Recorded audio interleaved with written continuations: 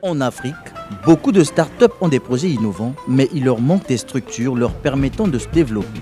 Au centre-ville de Brazzaville, au deuxième étage de cet immeuble, l'incubateur Kosala a pris quartier. Son promoteur Dexter Omono, jeune entrepreneur congolais, propose des services de coworking, d'hébergement des entreprises et d'accompagnement. Ses principaux clients sont des startups, des entreprises et des travailleurs indépendants.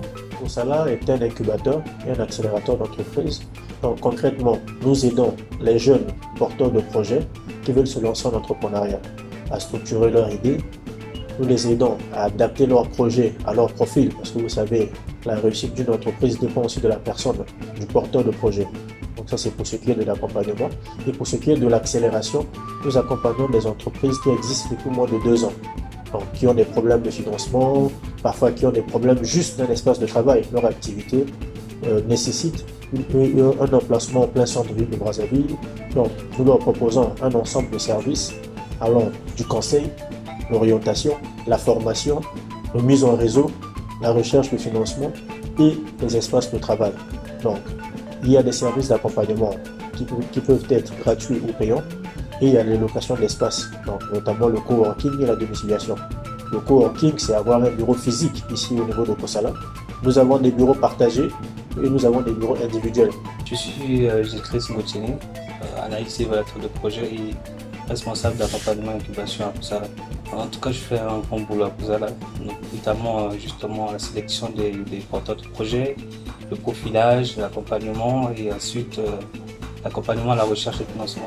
Donc, moi, en termes d'idées, mais après, le problème, c'est dans la structuration de ces idées. On accompagne le promoteur, le porteur de projet à travers le profilage. Donc, on fait une évaluation de compétences pour voir si son profil cadre avec l'idée de son projet et ensuite on l'accompagne dans une période d'incubation à travers des formations, à travers l'assistance à l'élaboration du plan d'affaires et dans d'autres étapes justement le financement et la formalisation.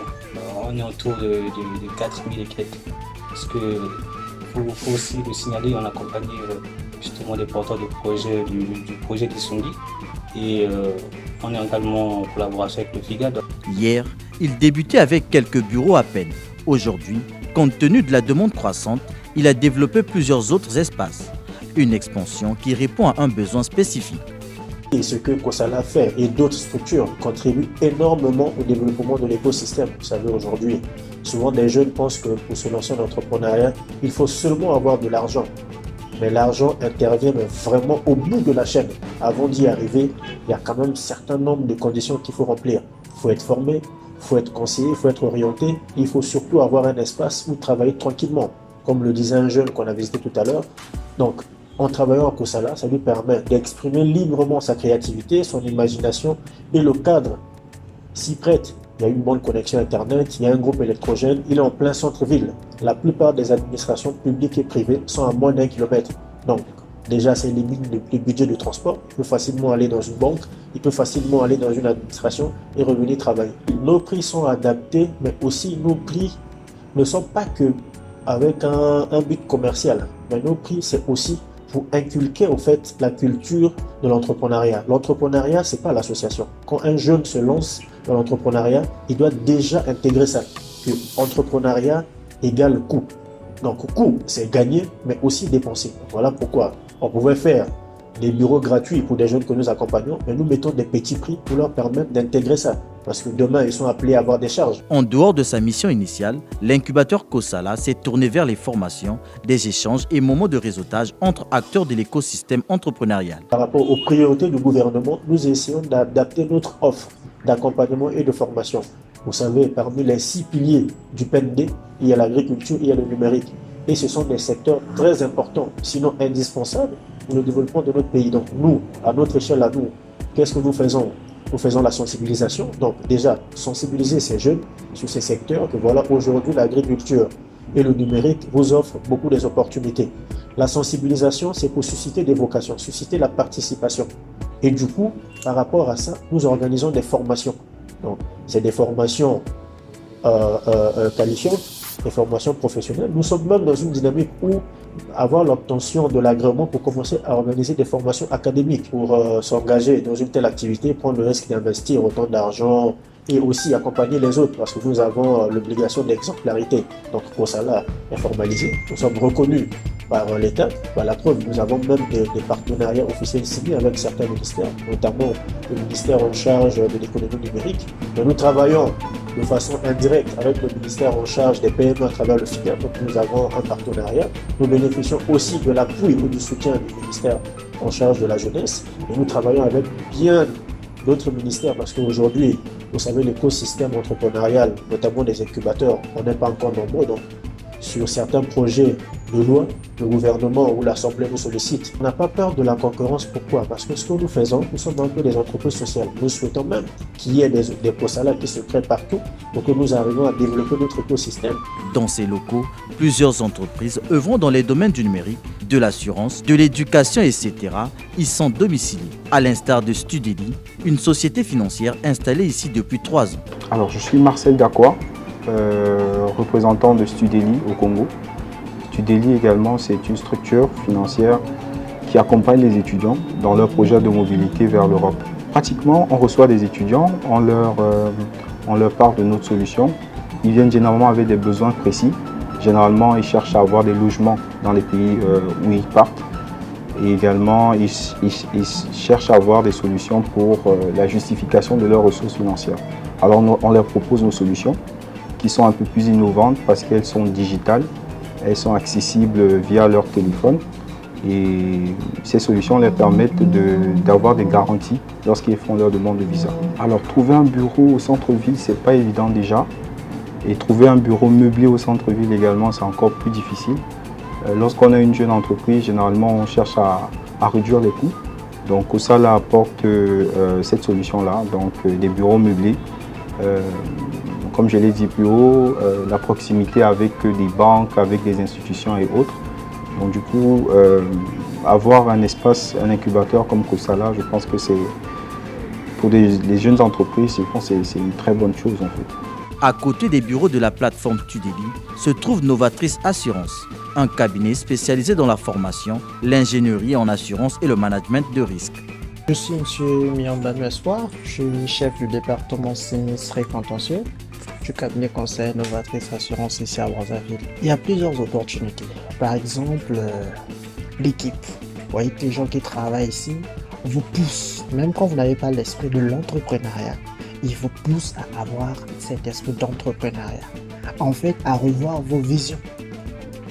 Ils vous poussent à réfléchir et à voir plus grand en fait. Les coûts qu'ils proposent, c'est pas juste un simple local. Il y a aussi des conditions qui sont là. Par exemple, la climatisation, l'électricité. Dès qu'il y a coupure, il y a un groupe électrogène automatique. Ça veut dire que ça vous permet d'être en permanence fonctionnalité. La connexion Internet. Donc, c'est un lieu très avantageux. La République du Congo connaît une multitude d'espaces de coworking et incubateurs en quelques années. Il faut débourser entre 50 000 francs CFA et 300 000 francs CFA pour s'offrir des bureaux partagés ou privés dans ces espaces. Pas loin de là, l'entrepreneur Chris Longayo Sanga a lancé depuis plus de 5 mois le Biachara Coworking, qui propose des services taillés sur mesure aux startups et jeunes entrepreneurs. Toutes les commodités y sont pour travailler et développer ses activités. Je suis Christian Longayo Sanga, fondateur de Biachara. Biachara est un espace de coworking, un espace de travail partagé déjà. Et déjà, s'il faut commencer par le terme Biachara, c'est un mot swahili qui veut dire entreprise. Et coworking, c'est un espace de travail partagé. Dans cet espace, les acteurs économiques bénéficient des solutions clés en main. Déjà que toutes les pièces sont subdivisées, nous avons déjà l'espace Kutana, qui est le open space, qui réunit un peu tout le monde. La plupart des demandeurs de cet espace sont les jeunes entrepreneurs, des étudiants qui veulent travailler, ceux qui travaillent pour leur devoir de mémoire, ainsi de suite. Et puis nous avions des espaces privés. Et nous avons 3 espaces privés déjà. Et quand on parle de privé, ce n'est pas forcément la personne seule dans son bureau, mais c'est une petite pièce qui réunit au moins 4 structures ou 4 entrepreneurs. Donc c'est un peu ça. Et en termes d'abonnement, on a des abonnements qu'on appelle nomades. C'est pour des personnes qui viennent de temps à autre. Et on a des abonnements pour des résidences, il faut le dire. Ça, c'est des gens qui ont un contrat à long terme avec nous. Connu par sa vocation d'héberger et impulser les projets orientés vers le numérique, l'incubateur Yekolab met aussi à la disposition des jeunes des bureaux partagés, privés et des salles de formation. Question de limiter ses dépenses. Dans cet espace se côtoient une trentaine de jeunes entrepreneurs qui émergent. Cima Aerospace, une entreprise spécialisée dans la formation des hôtesses de l'air et la conception des simulateurs de vol, est domiciliée ici. À la base, Cima Aerospace, c'est une structure qui est pour les conceptions de tout type de simulateurs, les simulateurs de vol et les simulateurs de voiture Formule 1.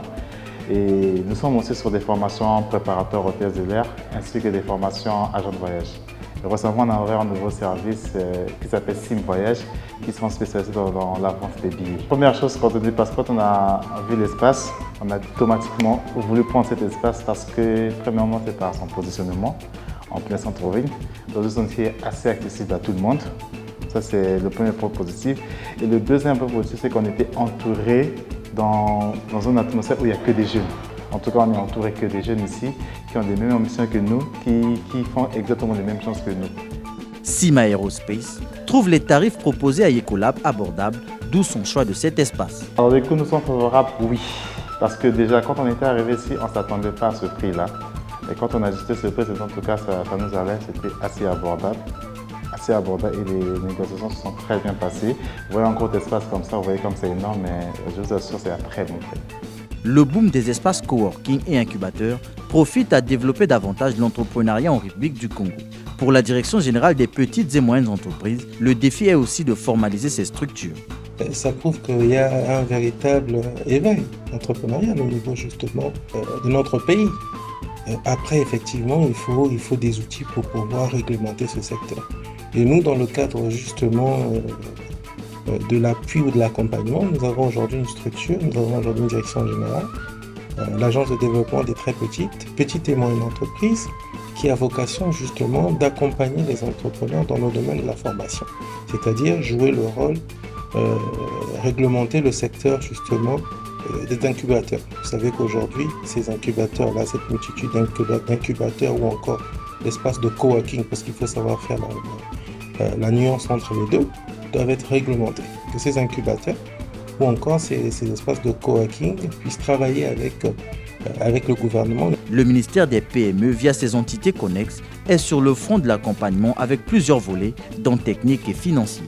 En termes d'accompagnement, nous avons le FIGA, nous avons la CPC aujourd'hui qui ne cesse de faire ses preuves, notamment dans la durée aujourd'hui de création d'entreprise. Je pense aujourd'hui, nous pouvons dire que nous sommes en train d'atteindre les objectifs escomptés.